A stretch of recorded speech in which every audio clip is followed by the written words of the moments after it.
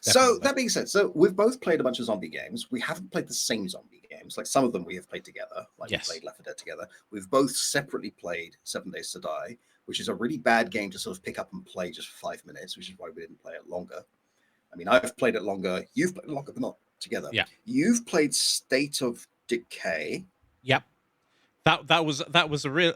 That's probably one of the things that triggered me to sort of try some zombie games. It was on a Steam sale. It was like £5. I was like, oh, this looks interesting.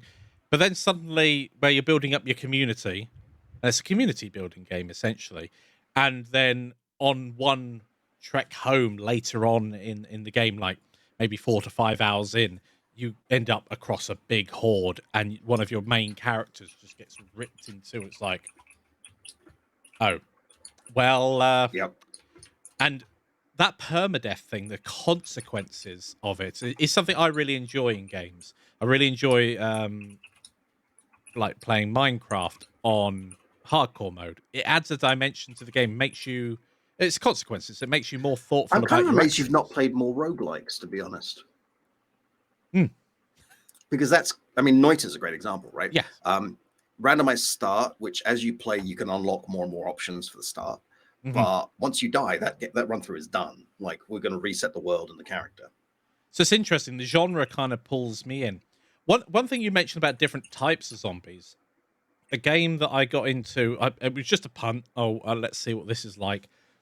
Project Zomboid. It doesn't look much graphically, and it's like a hardcore survival. A scratch can kill you, that sort of thing. If you leave it untreated, it can kill you through normal infection. You don't just become a zombie.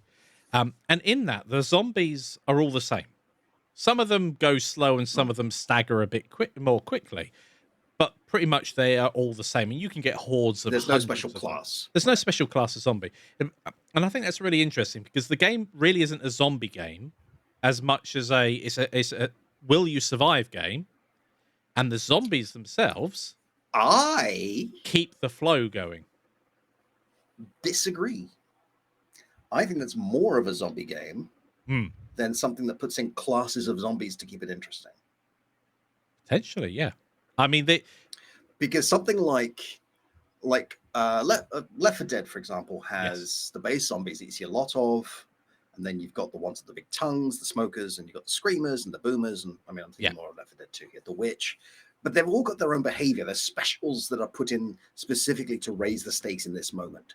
And if you're doing too well in Left 4 Dead 2, they'll throw more of them in, and they'll try and balance the difficulty. Yeah, right. But to me, that's a bit like putting in a mid boss or a boss into the game, right? That makes it a bit more Devil May Cry than a zombie game for me. But that's only because I'm thinking of zombies as like the old like Day of the Dead. They're all a shambling horde, and the problem is you don't have the ammunition to kill all of them. Like eventually you're going to fall down. Yeah. I mean, there are great consequences in zombie because it's more of I think you'd call it a simulation game. Because if you don't drink, you're going to die. If you don't eat, you're going to die. If you don't stay warm, you're going to die. And there is a winter that comes. So you start in the springtime, and as the year progresses, there is a point at which you are going to freeze to death if you've not sorted yourself out. And things like the electricity and the water go off. I think the water by default goes off after 6 months. At that point, you've got to scavenge or have built something to collect water. And yes, the ever-present zombie threat. None of there is one instance in the game. It's called the helicopter. It's the bane of all new players. Sometime between day 10 and day 30, a helicopter finds you. It doesn't pick you up and rescue you, but it does attract all the zombies to exactly where you are. And it's a random event between those two times. It's like, okay, that's kind of it. But that's to progress to put an emphasis on the game going forward. But it is very, very challenging. I don't think there is a difficulty slider. I think you can change the difficulty by changing like the range at which they can hear you or see you or smell you. So that's the other thing. If you don't wash, they can smell you as well. I don't know if it has wind. I mean, that's why I shower every day. To protect yourself from zombies. I'm going to try that on the kids. How much will therapy cost later on? Dad of the year. My kids have excellent hygiene, but now can't sleep. Yes, they keep hearing Um, groaning. I mean, I think it's kind of interesting because zombies, especially after The Walking Dead came out, did become like the go-to genre for a while. Like if you had a game, you had to put zombies in it. Would you say they took Fortnite over? started off as a zombie game. Yes, it was a defense game, wasn't it? Would you say that Yeah, zombies pretty much took over from where vampires were, sort of like the decade before? yeah, very much so. I mean, I don't remember the same kind of.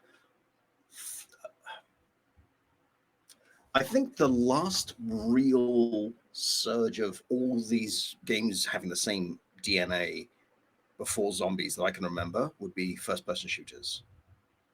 Yeah. Once, I mean, it started kind of with Wolfenstein 3D, the original, Oh which is yes. not Yeah. technically a 3D game. It's a 2.5D, and that led a bit of interest.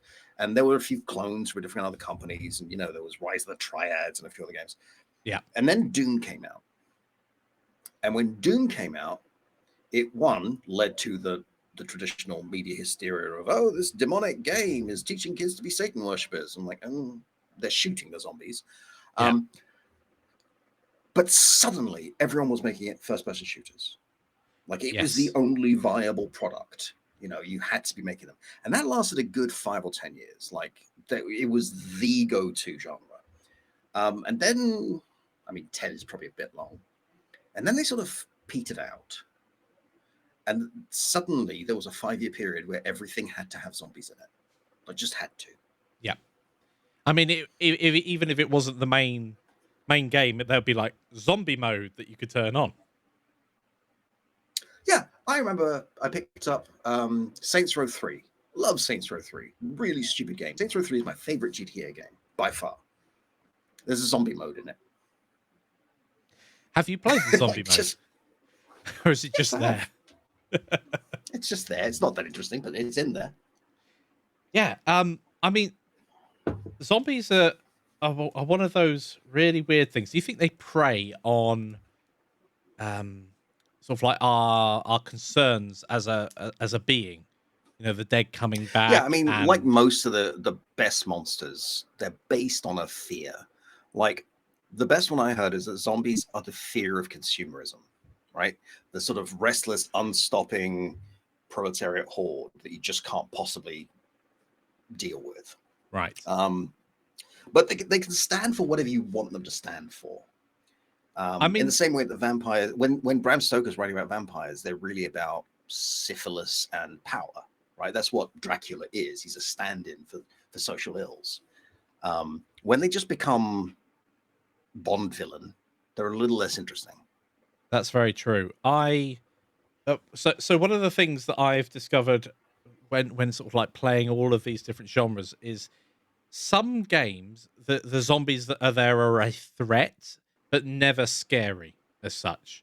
Like in Dying Light, at nighttime it can feel a little bit more scary if you turn a corner and one's in front of you, but that's more of a jump scare than, oh, that doesn't feel good. But interestingly, so 7 Days to Die, this is when I played it quite a bit, maybe a year and a half ago. So it's not as fleshed out or as beautiful as it is these days. And I remember just going through my first night, and 7 Days to Die is one of those games that has pitch black at night. There's very little, if any, light. And I was sat there in a house, and there was just this groaning and moaning. But I was playing the game in the dark, and just the screen in this pitch black, and I didn't know whether that zombie was in the house because I hadn't checked around, and I know that they can creep in and knock things through and climb over certain objects. I was like, I wasn't scared as such, but I wasn't feeling comfortable. I'll put it that way. I felt on edge, uneasy.